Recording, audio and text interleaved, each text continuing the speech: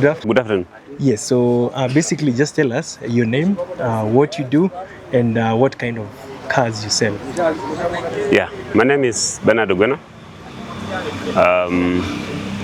I do car business. I import motor vehicles from Japan mostly. Some models are not available in Japan, so sometimes I import from the United States United Kingdom. Recently, we even import from South Africa or Australia.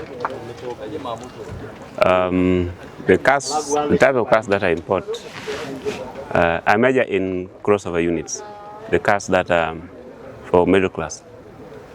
And I bring any model, Toyotas, Nissans, Subarus, Mitsubishis, depending on the demand, because the demand keeps changing. When a particular unit becomes popular, people will shift from one unit to the other. So every year you keep changing what the demand looks like, and we bring what people like. But most of the times, it's basically driven by the needs of the customers. So what the customer needs is what you bring. Okay, great. Thank you for that. You've actually shared about how the market is volatile and how things are changing. How is EVs affecting the whole business?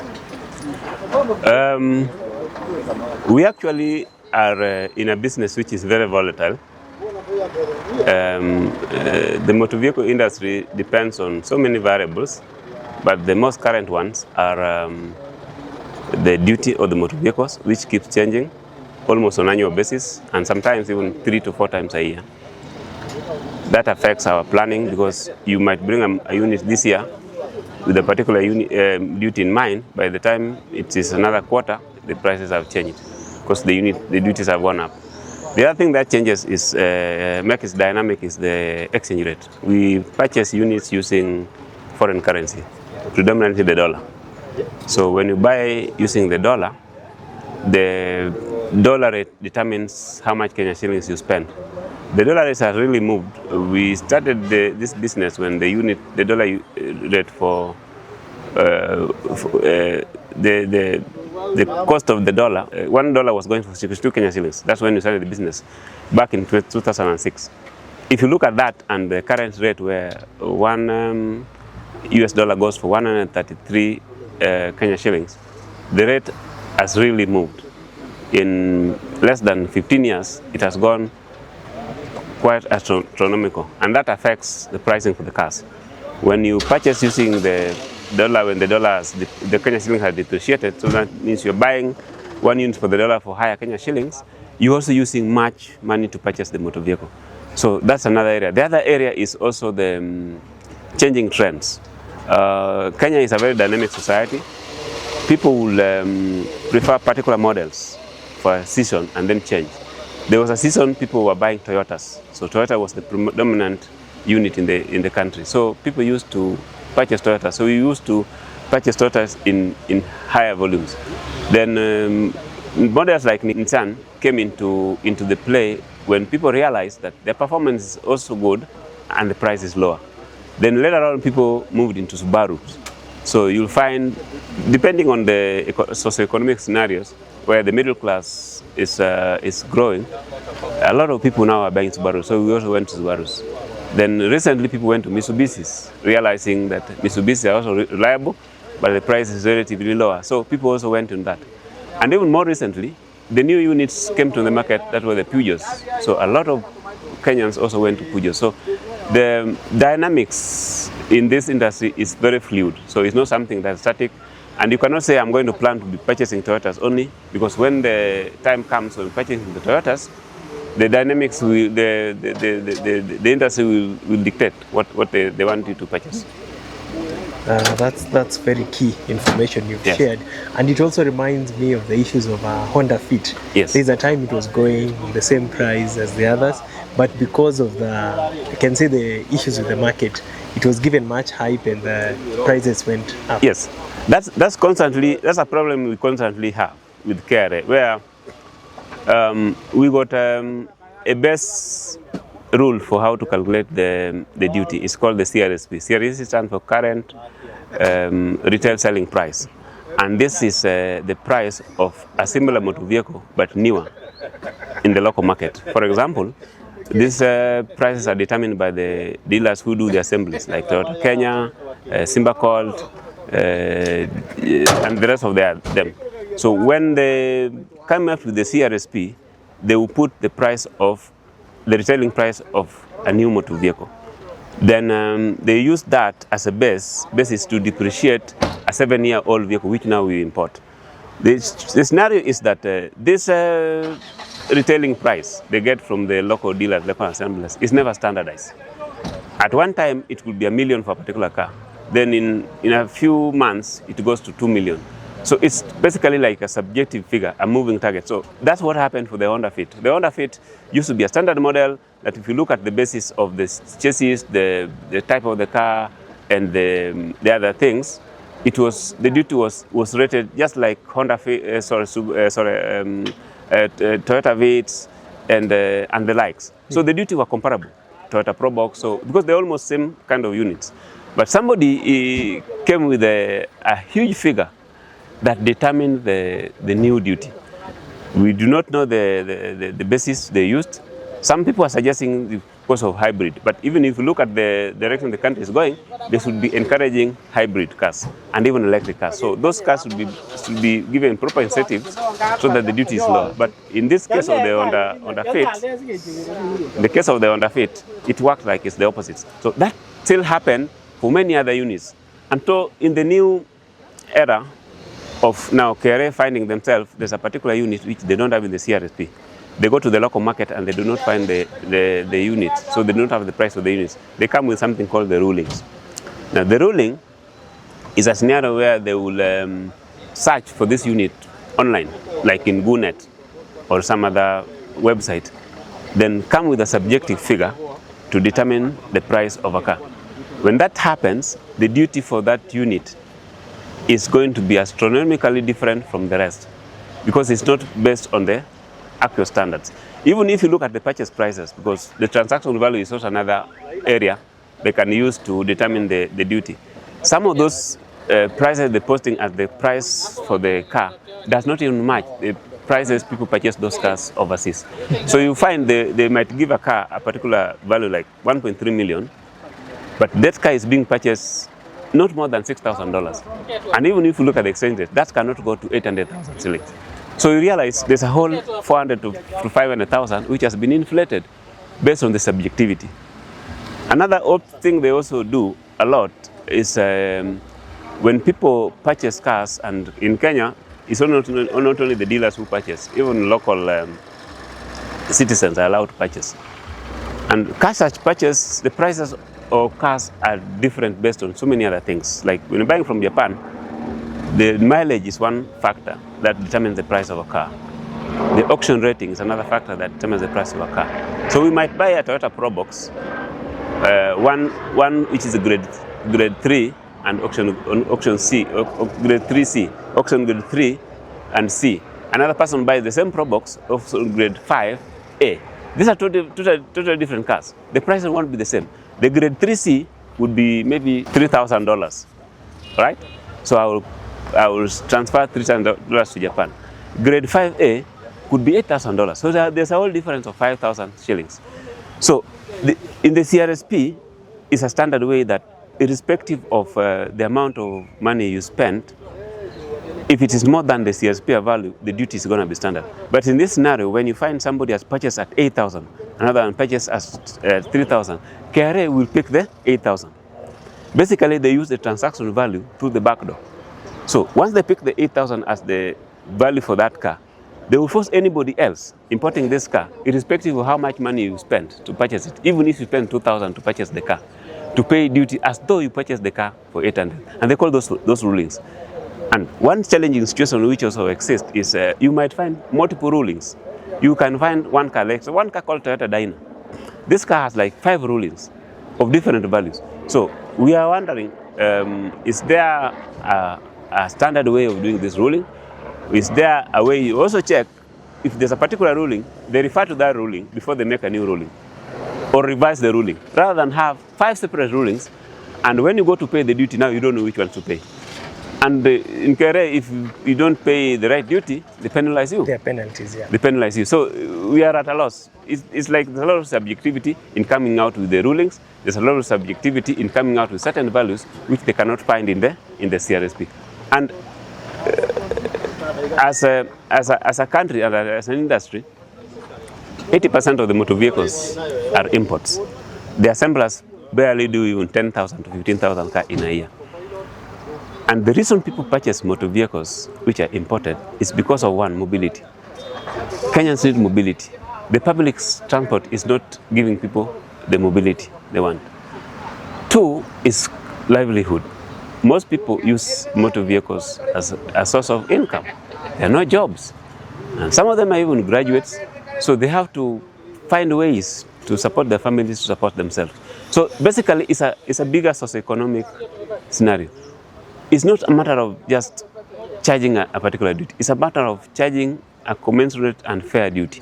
And that has been lacking. So those are some of the challenges we experience when we do the motor vehicle business.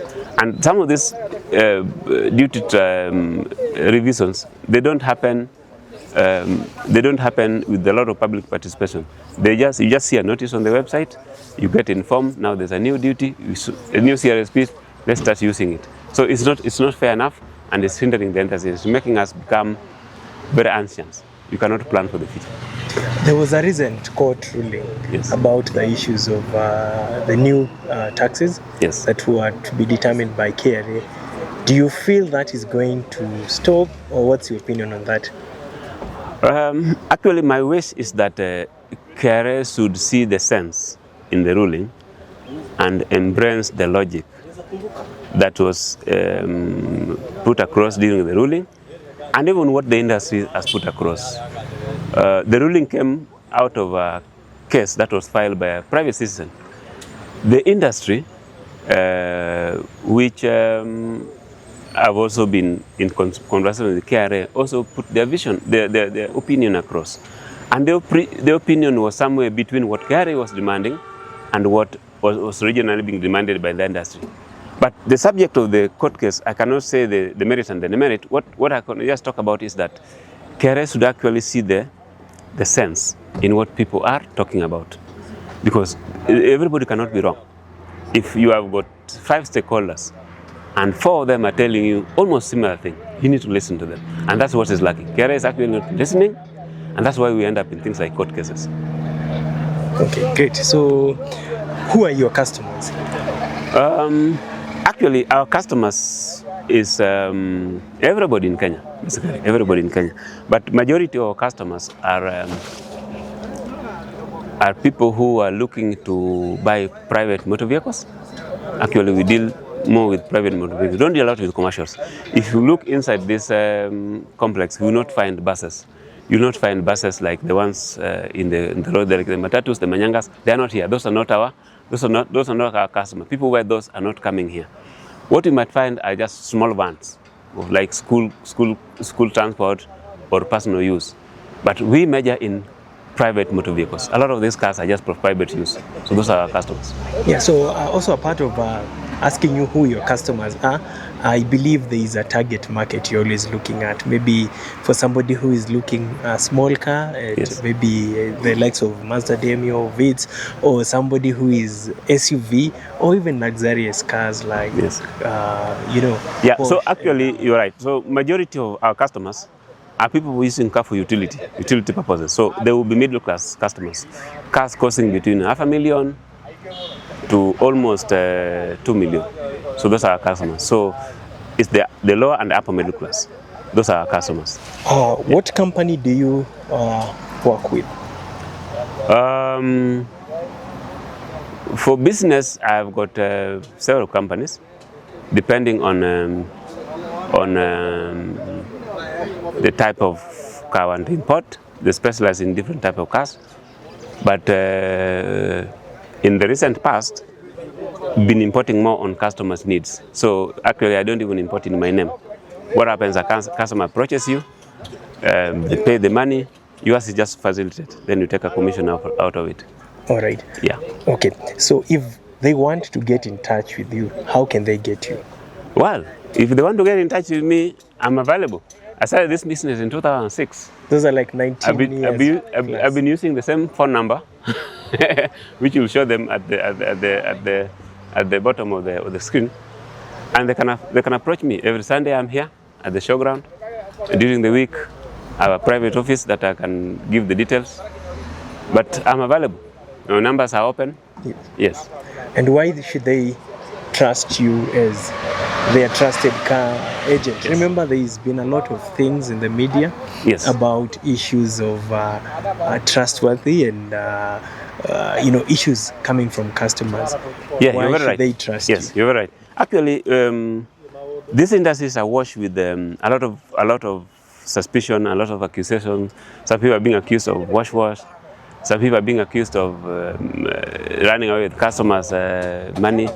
And for sure, the way you said it, and the way I said it earlier, I started this business in 2006, sorry. I've been using the same phone number. That's one fact that is clear, that I've never been doing anything shady. The same customers who approached me and I dealt with in 2006 can still approach me in the same number, and I dealt with in 2025. And as a matter of fact, I get a lot of referrals from the customers I've dealt with because of the trust and because of the transparency, how we've done the business. Second, also I sell quality cars. I will sell a motor vehicle that I'm confident even me I can drive. If the motor vehicle for certain reason is not fit for use, I will not sell it to a customer unsuspectingly to make some gain. So I sell credible units. I will deal with the people transparently. I give them the breakdowns up front, and I even allow customers to make transfer directly to Japan. Some of them who can do that once I've confirmed that the invoicing and everything has been done correctly. So that is it. So think about this. We have people in the diaspora. You said you import cars from the UK and Japan. Somebody has a car in the UK and they probably were living in UK, and they have a sentimental attachment to the car. You can have that. Yes, true. Personal touch with your own car. Yes. And can you do that service of helping them have their car from UK come to Kenya? Is it making any economical sense? Because the other thing is, we need to see, does it add up? You getting one in Kenya the same as the one in UK, and for the one in the UK, they are probably not buying. They already own them. Yes. So it's probably the issues of duties and taxes. How easy is it for one to, or rather you also as the person in business and over 19 years of experience, help them have their car from overseas and to Kenya? Actually, that's a very relevant question, because I've helped one customer to ship in her car from Malaysia. What happens is that there's a law that allows, if you're a government employee, you are allowed to ship the car you are using in a foreign country, and you only pay some minimum taxes, not the entire taxes, but it still has to comply with the Kenyan rules. That means it has to be more than 8 years. It has to be less than 8 years and stuff like that. So from UK, it's also possible to help anybody, because normally what happens is that the rules also require that the car must be right-hand drive. So if you're in a country where you have left-hand drives, it's a bit of a challenge, because it will not pass the KEBS standardization that requires that the car must be right-handed. But if you're coming from countries, you've been working in countries where the car is right-hand drive and you're a government employee, you bring that car on minimum taxes. Also what we do, we also help disabled members of our society to import motor vehicles without paying the duty. Just a minimum processing fee and a few taxes here and there, but not the actual duty like a normal person would have done. So it's something we are open to doing. What happens is that the process takes longer, so you need an upfront like 3 months before when you're starting the process, before the car arrives. If the car has arrived, it's going to be it's a big challenge, because it will take you almost 3 months to get the process over, because you have to get exemption from KRA, and sometimes it takes a long time to do that. So it's something we can do, and if you're government employee, you can do. If you're just a private citizen, you will have to pay the full tax. So you bring the car, you pay the shipment, make sure it is inspected, pay the shipment. When you come to the port, we help you do the clearing. So it's possible, you can do that. And right now, I had one customer actually who wanted to do that from the UK. The unfortunate thing is that when the car was pretty new, it was a rare model and it was very new. So when I calculated for them the tax, it didn't make sense. It was going to be very expensive than just come to Kenya and buy another local car. So you're right, sometimes you have to look at the pros. You might have a pretty new, because some countries, they are driving a car which is 2-3 years from the current year. So like a 2020, we are in 2025, somebody driving a 2023 car, if you calculate the taxes when you bring in Kenya, the taxes, the difference could be enough to purchase another motor vehicle in Kenya. So taxes are pretty high. So it's a balancing act. So somebody contacts me, I give you the details, I calculate with the taxes required, and then if it's feasible, it's cheaper, we do that. All right. I need to give you a quick fire question. Yes. On the pros and cons. Yes. What people talk about cars, what they don't, and then you can just please create a clear distinction. So I'll be asking you those questions, and Yes. then you can, at least clarify some. Since you're an expert, and we believe with your 19 years plus of experience in this industry, you might be able to at least give some information from Yes. an expert point of view. All right, so Yes, the sorry. first question is about ownership and legitimacy. Yes. So how can a buyer confirm the true owner of a car before paying? For a buyer to confirm the true owner of a motor vehicle, you must do the search. Irrespective of the fact that you have the logbook, either copy or original, there are instances where some people are still holding logbook for cars that they have not transferred to their name. So you must do a search, and that search must be at that instant where you want to do the purchase. Okay, so what is the safest way to do a logbook transfer? The safest way to do a logbook transfer is have the original logbook with you and have the system. It's online in these days. NTSA facilitated an online system where you both log in, the owner logs in with his credentials, scan the logbook, and transfer to the purchaser also in the system. And how can they know if the logbook is fake or tampered with? When you do a search, it has some details. It has got, you can physically check the logbook. It has a serial number, it has some watermarks. But because some people are very uncanny, when you do a search, it will produce a logbook number. The logbook number is unique. It's not possible to have that logbook number on the physical and on the search results at the same time. One will be different if the logbook is fake. Is it safe to buy a car with a loan balance? Yes, as long as the owner declares this at the upfront.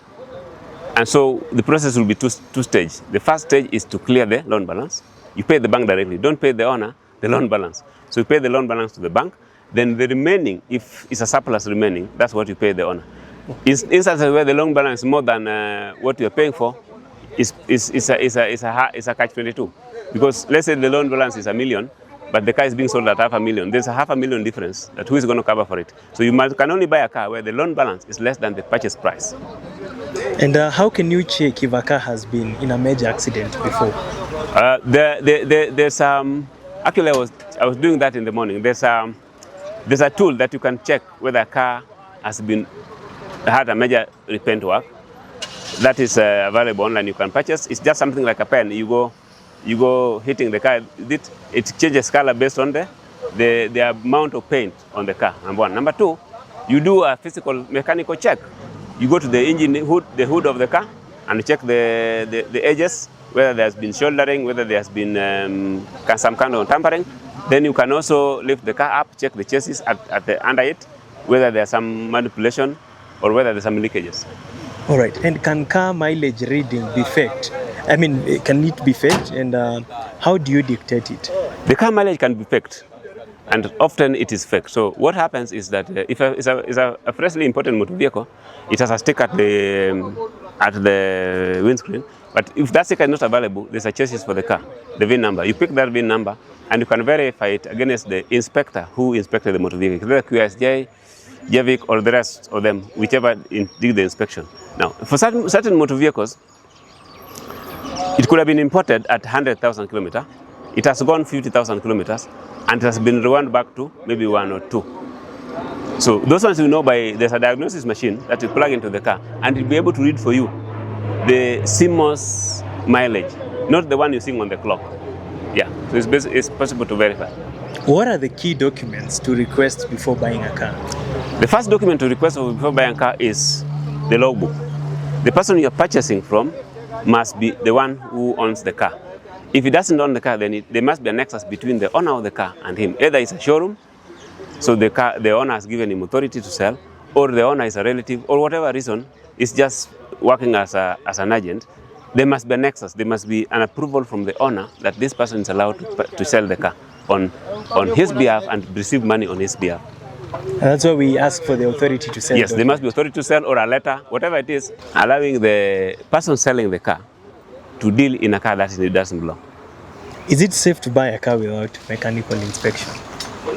It is not safer. For your safety and for your satisfaction, you must do mechanical inspection. Even if you do not have the know-how, just get somebody who knows about cars to check for you. Okay, about marketing and pricing, why do two similar cars have different prices? One is because of greed. You got one person who has more markup than the others. Two is because of the pricing. You will find this car, when it came to the market, maybe one came at a higher price, one came at a lower price. So those causes for the variations. Okay. And what makes car prices go up and down in Kenya?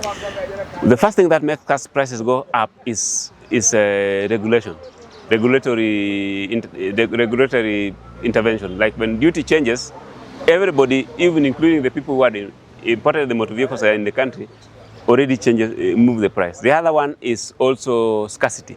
If there's a particular model that is popular but is less in supply, people will hike the prices. Right.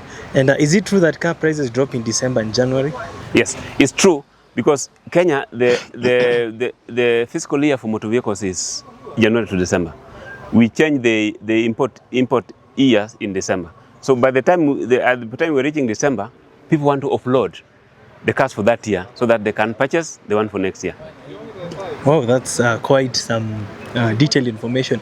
What's the difference between hire purchase, bank loan, and cash buying? I start with cash buying. Cash buy is when you come, identify a motor vehicle, and pay everything. You can put a down payment and pay the other balance based on an agreement. Hire purchase is when you purchase a motor vehicle, but you don't pay the whole amount. You are given a duration to finish the balance. You pay a deposit, but you're given a duration to pay the balance. Bank loan is where you purchase a motor vehicle, you pay the bank deposit, but the bank pays the balance. So it's almost like a cash, but being sources coming from different persons, the customer and then the bank. Great. And is it safe to pay in cash? Depending on your preferred mode of payment, yes, you can pay in cash, but insist on getting a receipt so that you have a paper trail. All right. And how do you make sure payments are secure for both buyer and the seller? Yes. So we insist on non-cash payments. We want customer to pay straight to the bank, and we confirm the payments, and then we do the other transactions. Okay, great. And about scams and risks, what are the most common car buying scams in Kenya?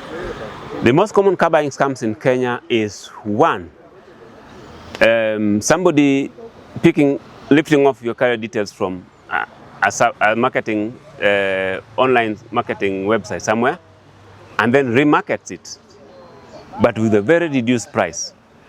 But when it comes to payments, the payments are very suspicious. It's never straightforward. Like for us, when you identify the car, when you want to pay, I'll give you the contract and the bank detail.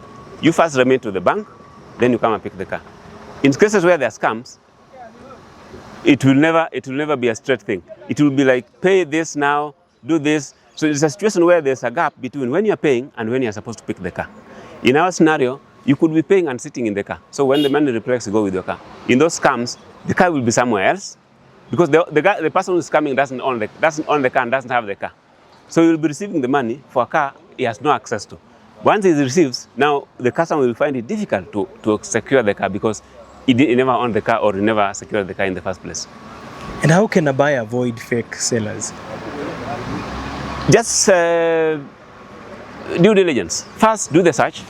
When you see a discrepancy, ask the question. You must get the nexus. And they must explain to you why they're marketing a car that is not theirs, or why they're selling a car that's not there. The reason must be convincing. If they don't have things like authority to sell, like say if there's not a dealership or showroom is understandable, because showroom people provide cars to showrooms, and those people sell, the showrooms sell on their behalf. For agents who don't have offices and don't have showrooms, there must be a nexus. They must show the proof that this car, I'm holding this car legally, and I'm dealing in it with authority of the owner. And what about, why do many sellers refuse the test drive? I think any seller who refuses a test drive is a red flag. All right. Unless the test drive is being requested in a very unjust or opaque manner. For example, I'll give you an example. It's a Sunday. You are alone in the yard. 4 people, men, come and request a particular car, which, according to statistics, is hotcake for stealing or for carjackings. They are 4 men. You are alone. You cannot match their strength if they try to subdue you. Let's say you go with them to car drive, to test drive. So, in that instant, you use your prior information, or you use your instinct that it's dangerous to go to a test drive with 4 men and I'm alone. And this car is a hotcake and it's a Sunday. What happens on those secluded days that the roads are not occupied, and most people you would reach out to help you recover the car are not even available. So before anything is done, it's already tomorrow. That's too late, the car is gone.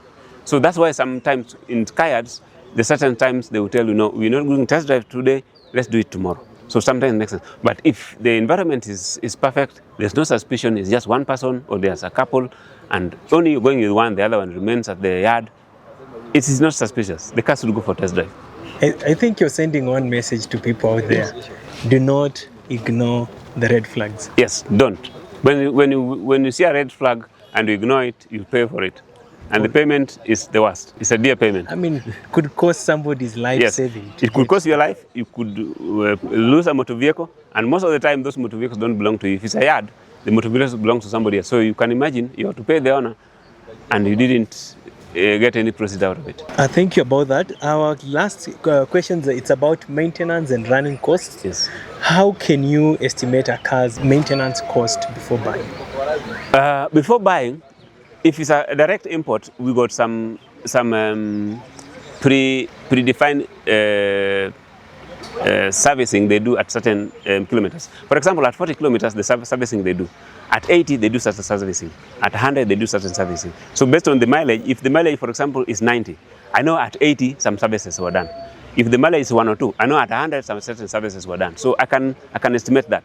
Another thing you need to do is when you do a test drive, you feel the bushes, the shocks. And then also you need to check the oils. If it's a locally used motor vehicle, because it also indicates whether it's been serviced or not. If the oil is dirty, you know it means not to service. So you take all that into consideration. But the bigger aspect is that buyers will not fail to buy a car because it's not been serviced. You just need to cater for that.